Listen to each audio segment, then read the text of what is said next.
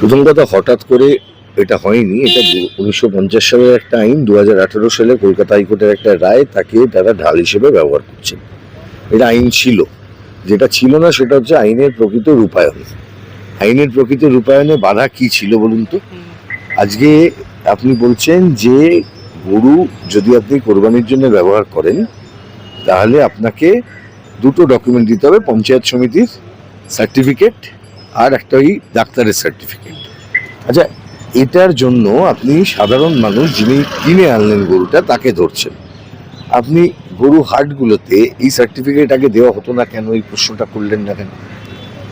এই সার্টিফিকেট দেওয়া হতো না। আমি সরকারকে বলবো দুটো দিক দেখতে। দেখুন, এক, মানুষ সচেতন, মানুষ আইন মেনে চলবেন, মানুষ আইনের পক্ষে।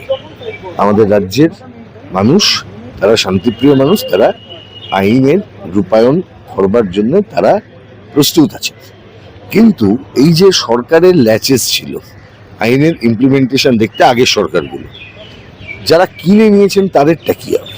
আমি সরকারকে বলবো, অনুরোধ করবো, যারা কিনে নিয়েছেন তাদের বিষয়টা একটু দেখা। দুই, যারা এইটার উপরে নির্ভর করে থাকেন, যাদের অর্থনীতি, যারা গো পালন করেন, তাদের অর্থনৈতিক দিকটাকে দেখা, তাকে ব্যালেন্স করা, এই কাজটা সরকারকে করতে হবে।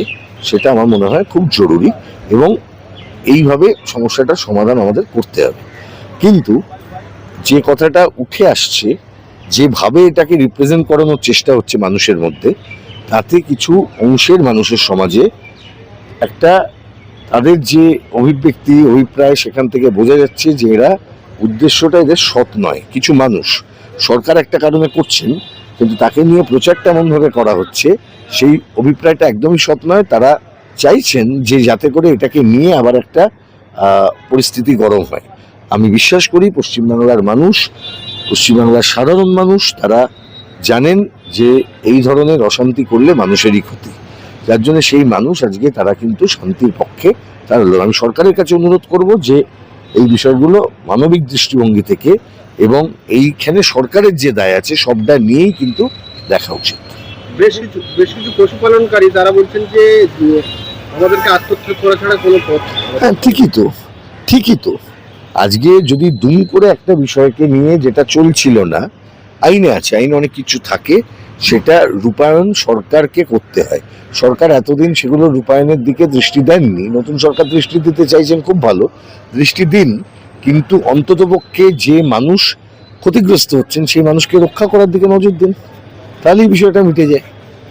তাহলেই তো বিষয়টা আর কোনো সমস্যার সৃষ্টি করে না, একটা ব্যালেন্স তৈরি হয়। সেটা তো সরকারের কাজ। আমি আশা করবো সরকার সেদিকে নজর দেবেন।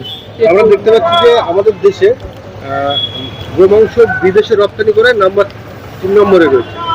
তো দেশের মানুষ খেতে পারবে না, অথচ আমরা রপ্তানি করে বিদেশে পাই। দেখুন, উদ্দেশ্যটা তো খুব স্পষ্ট, রপ্তানি করব, এখানকার মানুষ খেতে পাবে না, পাক না পাক, পুষ্টি, স্বল্প মূল্যের মাংস, এগুলি অনেক ফ্যাক্টর। এই ফ্যাক্টরগুলো যাতে মানুষের পক্ষে না যায় তার জন্যই কিন্তু আজকে সরকার এটা করতে চাইছেন। কিন্তু সরকার আইনটা মনে করিয়ে দিচ্ছেন।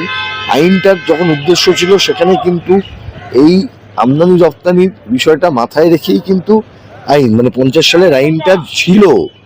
রপ্তানিতে ভারতবর্ষ যখন গোমাংস রপ্তানির ক্ষেত্রে আজকে 3 নম্বরে গোটা পৃথিবীতে, যখন এটা হচ্ছে সেই সময় কিন্তু এই আইনটা ছিল। ফলে আইনটাকে যে নতুন করে সরকার কিছু বলছেন না। আমার বক্তব্যটা এই জায়গায় যে সরকার নতুন করে আইন করে দিলেন এরকম বিষয়টা নয়।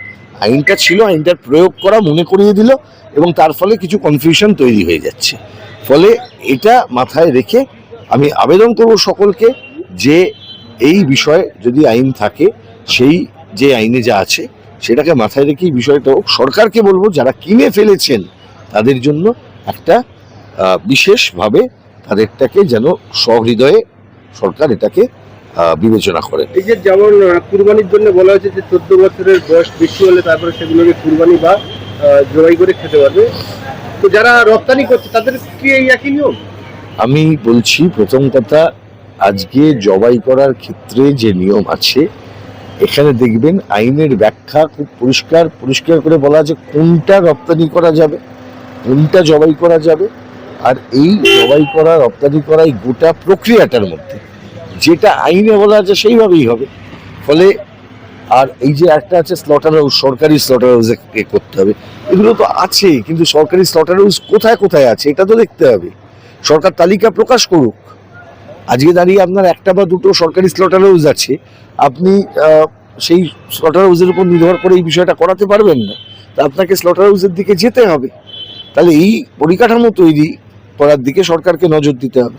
গতকাল মোহাম্মদ সেলিম সাহেব বললেন যে আমরা আইনি চলা হচ্ছে, সেই দিকে আমরা লড়াই করছি, আমাদের চেষ্টা হচ্ছে, আমরা হয়তো কালকে পরশুর মধ্যে বিষয়টা নিয়ে আমরা যে আজকে নবান্ন থেকে যে বিজ্ঞপ্তি জারি হচ্ছে যে ধর্মীয় যেগুলো ভাতা, মুয়াজ্জিন ভাতা, পুরোহিত ভাতা, এগুলো আমি স্বাগত জানাবো। ধর্মীয় ভাতা আবার কেন পাবে? ইমাম সাহেবের বাড়ির ছেলেকে চাকরি দেওয়ার বন্দোবস্ত করুন সরকার, পুরোহিতের বাড়ির ছেলেকে চাকরি দেওয়ার বন্দোবস্ত করুন সরকার। ইমাম মুয়াজ্জিমদের ভাতা বন্ধ হয়েছে, আমি খুশি। পুরোহিত ভাতা বন্ধ হয়েছে, আমি খুশি। আমাদের প্রতিবেশী দেশ যখন চায়না, কোরিয়া, জাপান তারা টেকনোলজি থেকে বহু এগিয়ে যাচ্ছে, তখন আমাদের দেশের কে কি খাবে সেই নিয়ে ব্যস্ত। কোন মন্দির ব্যস্ত রাখা হচ্ছে, মানুষ ব্যস্ত নয়, মানুষকে ব্যস্ত রাখা হচ্ছে। খুব স্পষ্ট কথা, আমাদের দেশে এই মুহূর্তে ভারতীয় জনতা পার্টির যে আগ্রাসন, সেটা এমন একটা জায়গায় পৌঁছচ্ছে, সেখানে একদলীয় ব্যবস্থা, একরকম সংস্কৃতি তৈরি করার জন্য, একটা আধিপত্যবাদের প্রতিষ্ঠার জন্য চেষ্টা চালানো হচ্ছে। স্পষ্ট কথা, তাদের রাজনীতিটা আধিপত্যের রাজনীতি, সেটা তারা বিস্তার করতে চাইছেন। এই যে দেখুন না, আজকে আধিপত্য দেখানোর জন্য যেভাবে আপনার উচ্ছেদ, রেকলেস উচ্ছেদ যেটা শুরু হয়েছে, সর্বত্র হচ্ছে। আজকে এই রেকলেস উচ্ছেদ কেন করা হচ্ছে? আমার বক্তব্য হচ্ছে, আপনার কাছে অর্ডার আছে, কোর্টের অর্ডার, আপনি তুলবেন, নিশ্চয়ই তুলুন, কোনো অসুবিধা নেই। আপনি যে সময়টা দিন, তাকে রিহ্যাবিলিট করুন। একজন হকার, তিনি গরিব মানুষ, তিনি যাবেন কোথায়? সরকারকে তো এই দিকটাকেও দেখতে হবে। আপনি তুলে দিলেন, আপনার কাছে বুলডোজার আছে, আপনি তুলে দিলেন। দিনের শেষে এটা করে সরকার যে পরিস্থিতিটা তৈরি করছেন, বহু মানুষকে কর্মহীন করার রাস্তা তৈরি করছেন। সরকার যদি ঠান্ডা মাথায় ব্যবস্থা একটু ভাবেন, চিন্তা করেন, এই কাজটাই করা যায় যদি এই উচ্ছেদ প্রক্রিয়া নিয়ে আরেকটু বিবেচনা করে কিভাবে তাকে রিহ্যাবিলিট করা যায়, তাকে কিভাবে পুনর্বাসন দেওয়া যায়, তার বন্দোবস্ত।